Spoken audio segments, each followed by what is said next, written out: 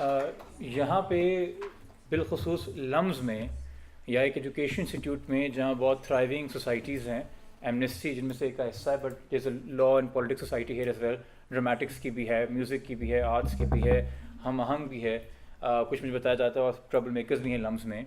The idea, the reason और the wisdom behind bringing Syeda Ghulam Fatima to you है कि यहाँ पे इस कॉन्फ्रेंस के बाद अगर आप में से 5-6 नौजवान भी इनके साथ जुड़ें, BLLF का हिस्सा बने, कुछ नहीं कर सकते बेशक सोशल मीडिया पे ही इनके हाथ मजबूत करें and not wait for another photographer to come down all the way from New York to tell us what's going wrong in Pakistan. So it be really good अगर आप लोग इनसे जुड़ सकें और ये नेटवर्क बनाए हमारी पढ़ी लिखी यूथ, बिकॉज अगर मुल्क में तब्दीली आनी है या रेवोल्यूशन आनी है तो उसी तबके से आनी है जो कि यूनिवर्सिटी भी जा रहा है, जो आला तालीम भी हासिल कर रहा है और जिसको वाकई वसाइल भी मिले हुए हैं. अब moving forward, thank you so much ji. अब मूविंग फॉरवर्ड,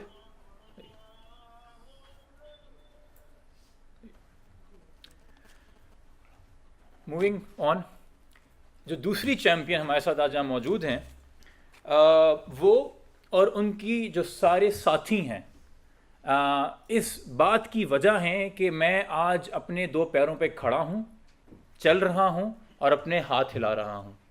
ये वो ख़वातीन हैं जो किसी बच्चे को नहीं भूलती, ये वो ख़वातीन हैं जो कोई घर नहीं छोड़ती, ये वो ख़वातीन हैं जो फतवों के अगेंस्ट जाके और जिन लोगों ने फतवे दिए हैं इन पे कुफर के, उन्हीं की औलादों को शिफा के कतरे पिला के सेहतियाब कर रही हैं.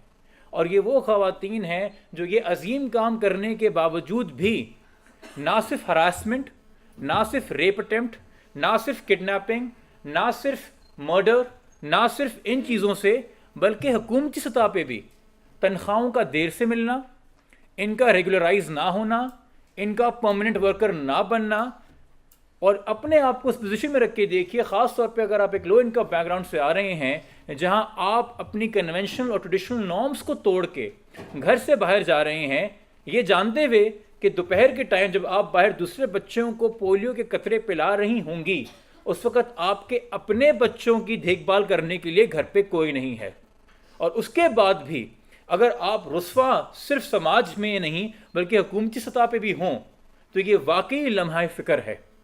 और फिर से जिस तरह मैंने आपसे रिक्वेस्ट की थी सैयदा ग़ुलाम फ़ातिमा के लिए, उन्हीं पैरों पे जिन पे आप आज खड़े होते हैं, जिनकी बहुत बड़ी वजह इनकी जिद्दोजहद है, उन्हीं पैरों पे खड़े होके इस्तकबाल कीजिए Bushra Bano Arai, president all Pakistan ladies health worker employ association.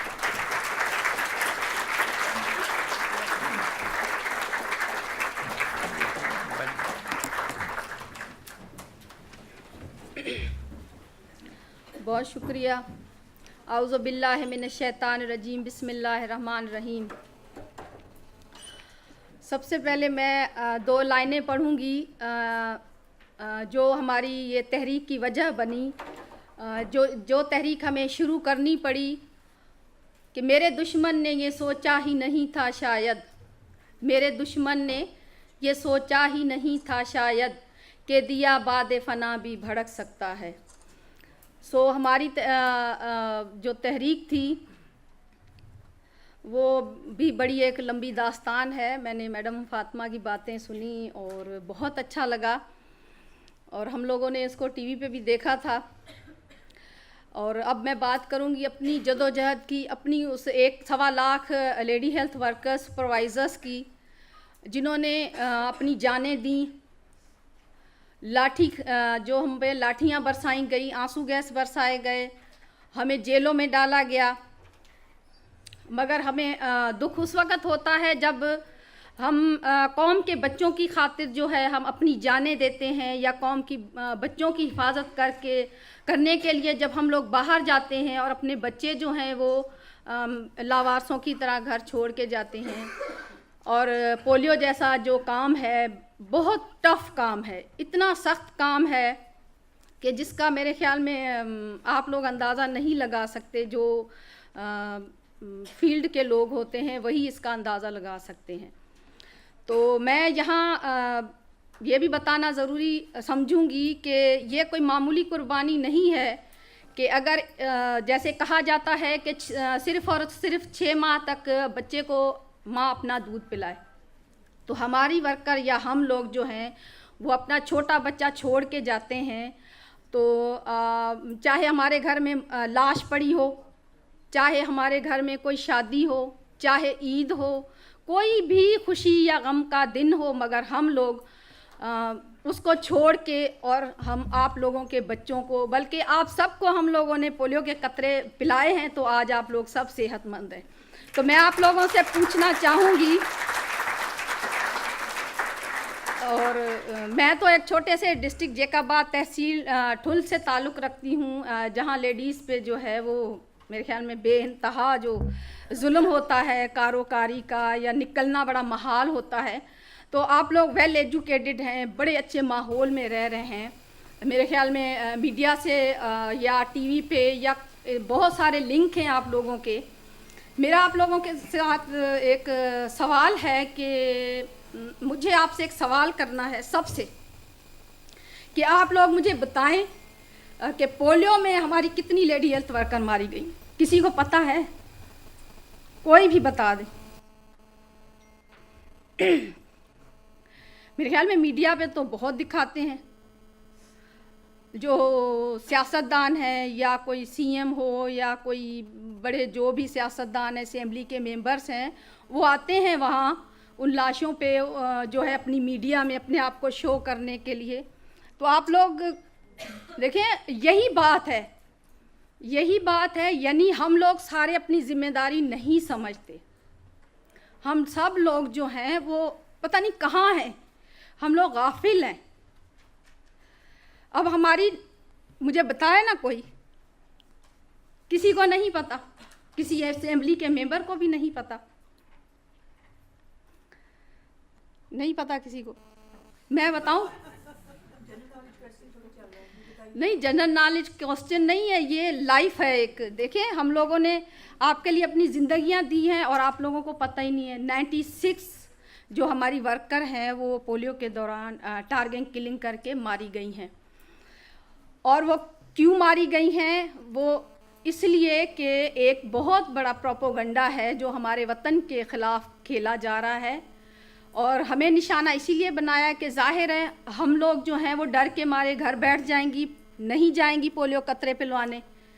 मगर हम लोगों ने जो है एक तहैया किया, एक अहद किया कि नहीं, देखें मौत तो आनी है, आज नहीं कल, कल नहीं परसों, वो टलनी नहीं है। मगर हम कमिटेड लोग थे, हमें सैलरियाँ नहीं दी जाती, सुप्रीम कोर्ट के हुक्म के मुताबिक हुक्म दिया गया है, मगर उसके बावजूद हमें रेगुलर जो है वो भी सिर्फ एक पेपर तक महदूद कर दिया गया है। और जो है हमारे जो दूसरे हकूक़ है एज अ सिविल सर्वेंट के जो हैं वो हमें नहीं दिए जा रहे। मगर उसके बावजूद, और हम कोई हाई फाई फैमिलीज से भी नहीं होते, हम एक या तो मिडल तबके से होते हैं या हम एक जो छोटा तबका है, जो मेहनत का तबका है, हम उससे होते हैं। मगर हम सब आप लोगों से ये तवक्का रखते हैं कि आप लोग हमारा साथ दें। और मेरे ख्याल में हम में से लोग आपके घरों में भी आते होंगे पोलियो के कतरे पिलवाने, और वहाँ जो ख़ास करके हाई फाई फैमिलीज़ होती हैं वो दरवाज़े नहीं खोलती और बड़ी एक तंग नज़री से जो है वो देखते हैं लोग। तो क्या सिर्फ लिबास या जो फैशन है या जो स्टैंडर्ड है उसको ही वैल्यू देनी है हम लोगों ने, या किसी की मेहनत को देनी है, या किसी के जज्बात को देनी है? किस चीज़ को हमने वैल्यू, किस चीज़ को देनी है? हमें पहले ये सोचना है कि हमने वैल्यू किस चीज़ को देनी है। हमने एक इंसान को वैल्यू देनी है। हम देखिए, अगर हम लोग ना पिलाएं कतरे तो आपको अंदाज़ा भी नहीं है, अगर हम 3 पोलियो कैंपेन का बायकाट करके बैठ जाएं तो 5 साल के जो भी बच्चे हैं वो सारे पोलियो में उनको फालिज हो जाएगा। ये तय है बात, चाहे मिनिस्टर हो, चाहे असेंबली का छोटा बड़ा जो भी मेंबर हो, वो पोलियो के कतरे पी कर ही बाहर के मुल्क में जा सकता है। यानी इसकी कोई अहमियत है जिसकी वजह से हम लोगों को टारगेट बनाया गया है। और उसके अलावा आप देखें कि जब हम लोगों ने तहरीक शुरू की, अपनी रेगुलराइजेशन की, तो जब हमें जेलों में डाला गया किसी ने हमारे लिए आवाज़ नहीं उठाई। फिर हम लोगों ने खुद से अपनी स्ट्रगल करके अपने साथियों को हम लोगों ने छुड़वाया। हम पे एक कत्ल के जो हैं वो केस डाले गए। उसमें से हमारी कई जो वर्कर वापस घर गईं तो उनको जो है वो डिवोर्स दे दिए उनके शौहरों ने कि नहीं, अब आप ख़राब हो गई हैं, जेल से होकर आई हैं, अब आप अच्छी नहीं हैं। तो ये जो बिल पास हुआ है, क्या ये सिर्फ बिल घर वाली औरतों के लिए ही है? बाहर वाली जो लेडीज़ हैं उनके लिए क्या है? हम एक हिरासमेंट का कोई बिल पास हुआ था, मगर अगर हम जाते हैं थानों में भी तो उनको 509 का पता ही नहीं है थानेदारों को। वो कहते हैं जाए बीबी, ये तो कुछ है ही नहीं। यानी बिल तो बन जाते हैं असेंबलियों में बैठ के, मगर उनका अमल दरामद किसने करवाना होता है? कौन करेगा उस पर अमल?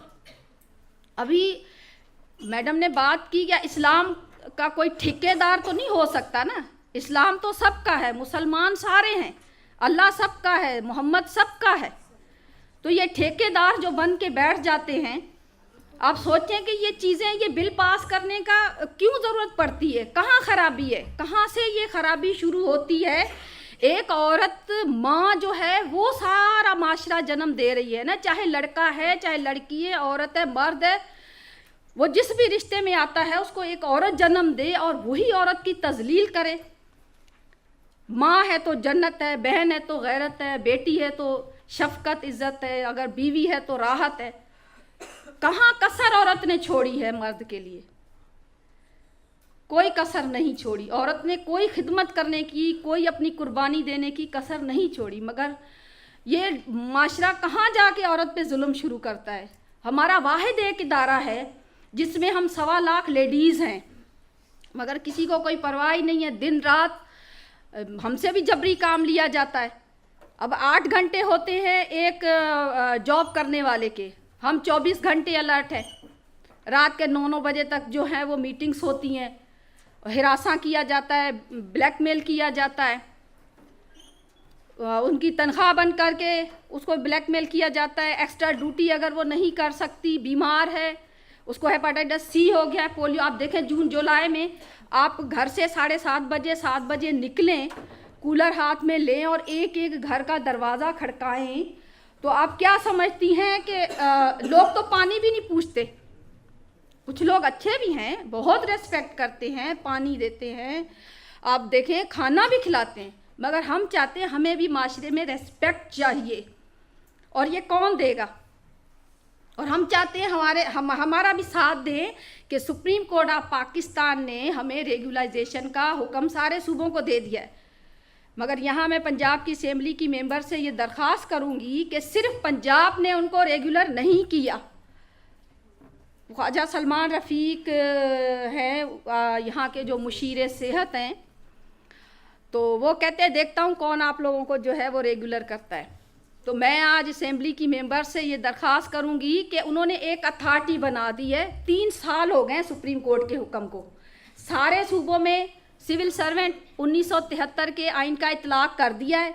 इन्होंने एक अथॉरिटी बना दी और लारे लप्पे जो हैं वो लगा रहे हैं। देखें हम औरतें हैं, अगर इसी में ही किसी MNA MPA मिनिस्टर की कोई बेटी या बेटा हमारे कोई प्रोविंशियल कोऑर्डिनेटर होता या उसके अलावा कोई हमारा वो डायरेक्टर होता तो शायद ये जल्दी से रेगुलर हो जाता, क्योंकि उसमें उनके वफादात होते हैं, उनको वो अपनी सिफारशी लिस्ट भरनी होती है या अपने जो हो वोट वो बनाने होते हैं, या उनमें से कोई, अब अथॉरिटी में यही कुछ किया गया है कि उनमें जो आधे से ज़्यादा जो बजट होगी तो वो अथॉरिटी में जो लोग आएंगे उनका खर्चा होगा, महीने का तनख्वाहें वो अलग और डिपार्टमेंट से लेंगे।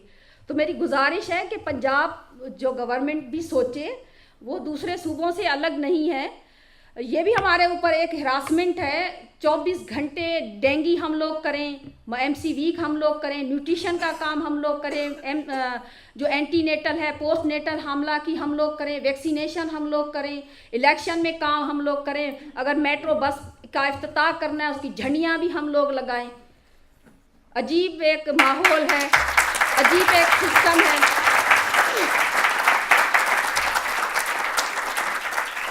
सिंध ने बड़ी अच्छी बात, हमें खुशी हुई है, हम सिंध की औरतें, हमें खुशी हुई है कि पंजाब ने ये बिल पास किया है।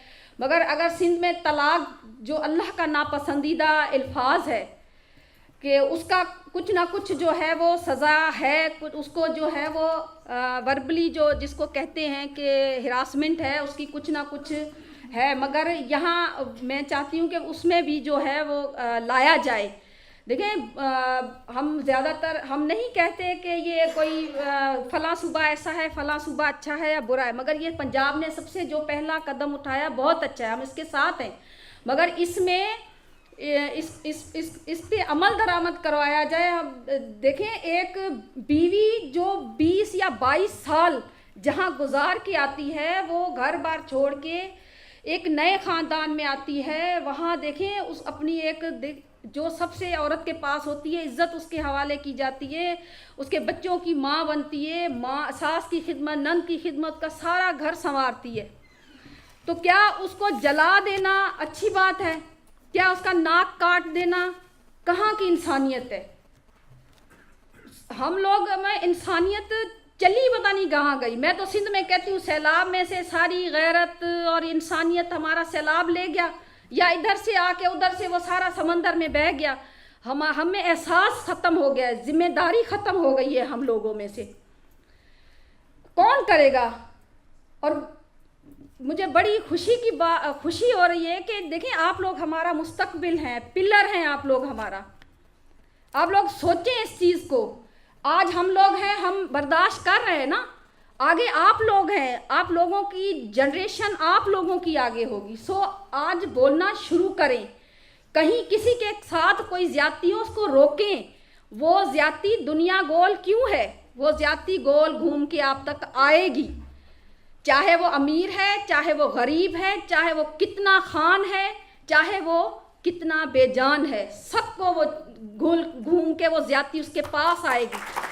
तो बोले, आप लोग तो खुशनसीब हैं। आजकल तो मीडिया इतनी फास्ट है, फेसबुक देख लें, सोशल मीडिया तो फट से जो है मैसेज पहुंचा देती है। तो मैं आप सबके लिए, अपने लिए, अपनी सारी वर्कर्स के लिए एक शेर पढ़ूंगी। हम वो पत्ते नहीं जो हवाओं से गिर पड़े। ये उन लोगों के लिए हैं जो हिरासा करते हैं, जो अच्छा काम करने में रुकावटें डालते हैं। ये उनके लिए है, आप लोगों की तरफ से, मेरी तरफ से, कि हम वो पत्ते नहीं जो हवाओं से गिर पड़ें, तूफ़ानों से कह दो अपनी औकात में रहें। सो इंशाअल्लाह अल्लाह बहुत बेहतर करेगा। और हम लोग जो हैं आपके साथ हैं, हमें आपका साथ चाहिए। अगर आज सारे लोग माजूरी से बचे हुए हैं तो हम सबको मिलके ये सारी जदोजहद करनी है और उन सबको ये बताना है, किसकी मजाल जो हमारी परवाज़ में खलल डाले, हम परों से नहीं हौसलों से उड़ा करते हैं। बहुत शुक्रिया।